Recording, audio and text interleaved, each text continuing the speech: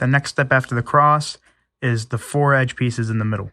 Now, for the most part, you're going to use one 4-move sequence that looks like this.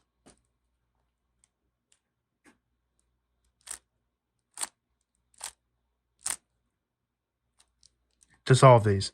So for example, we have this red-green edge, and it's going to go between the red-green center.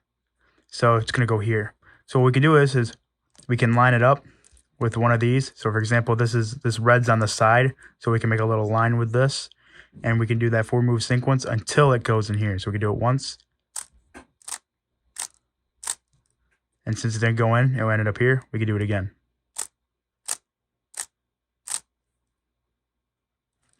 Now for this piece, we can't line it up here because the orange is on the side instead of the green.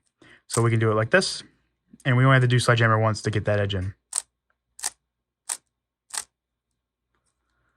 Our next edge is here, line it up with blue.